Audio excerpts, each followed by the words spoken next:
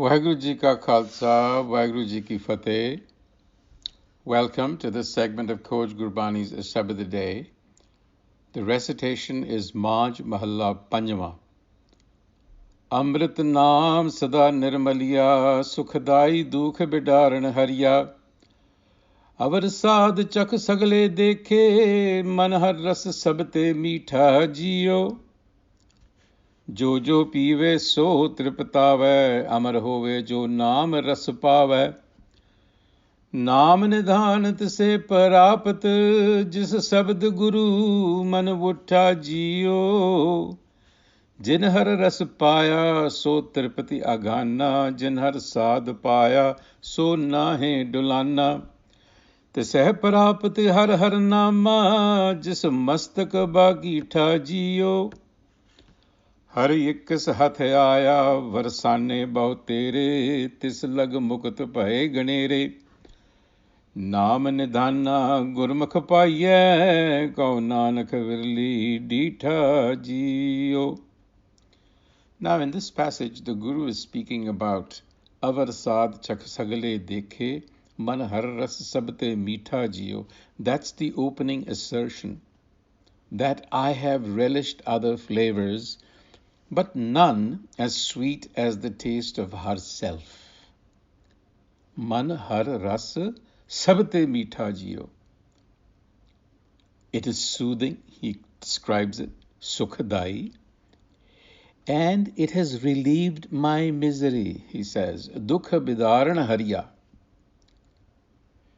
Why? Because Amrit Naam Sada Nirmalia, this eternal wisdom of which I have drunk, has cleansed the mind of its perversions. That is what it does. So the thing to note in the first section here is the use of a-sad, chak mein dekhe, chak sagle dekhe. So relishing other flavors is speaking to the sense of taste of the herself. And this is a symbol for the most intimate of experiences, because taste is, as you know, the most intimate of experience. And to be able to say that I'm tasting something means that the energy of that thing is actually inside of you. So when you speak of the herself, you're speaking about the innermost essence of your being. You're actually tasting it. So clearly, this taste cannot be a reference to physical taste. He's not tasting it physically, because the self is not physical. Guru Arjan here is speaking of a sort of psychic taste. There is a term called clairgustance, which I think explains this phenomenon, which literally means clear taste or nirmalia. Clairgustance is the power to taste things outside the range of normal perception. It's a kind of an extrasensory perception. Now, I'm sure that all of us can actually, when we desire something very strongly, let's say a little bit of chocolate, one can actually taste it inside of one's palate without having the chocolate in your mouth. This is the kind of tasting that Guru Arjan is speaking of. It is another faculty that comes through wisdom to taste the self.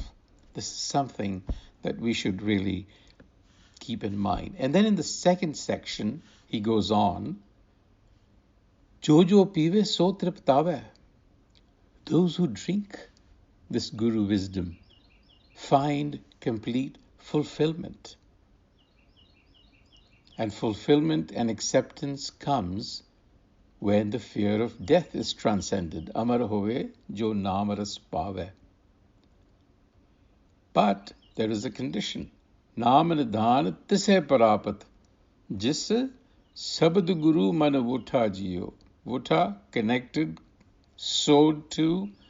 So in other words, the wealth of self-knowledge is obtained only when the mind is open to the creative wisdom of the universe. That is Shabad Guru. Again here, we are talking about Amrit, which we always kind of tend to think of as some sweet drink that is consumed when we go to the Gurdwara. But it actually means awareness and receptivity to the creative Shabad Guru. And so by following the principles of Gurmat, as articulated in Gurbani, in the text of Gurbani, one makes oneself receptive to this benevolent energy that the Guru is calling Shabad Guru. That is what is going to enable you to make progress in daily life. And then the other word he uses here for fulfillment is tripatave, a state of being satiated, satiation and calmness together, which suggests that frantic activity is not what is asked for. Rather, what is being asked for is the pushing aside of inferior influences and habits of the ego consciousness. You make room for expansion of superior qualities with the guidance of Gurmat. So if you're receptive to creative self, then you will meet with good fortune. Tise parapat har har nama jis mastaka pagi thajiyo. We often translate as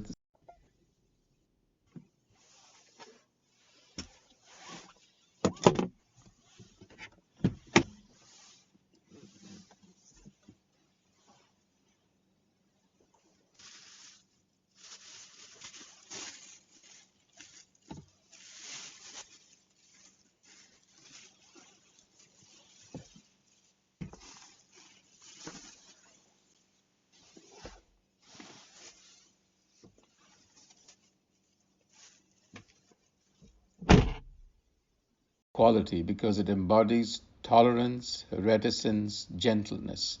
It teaches you to strive to meet others halfway in every situation, because without that quality, that is simply impossible.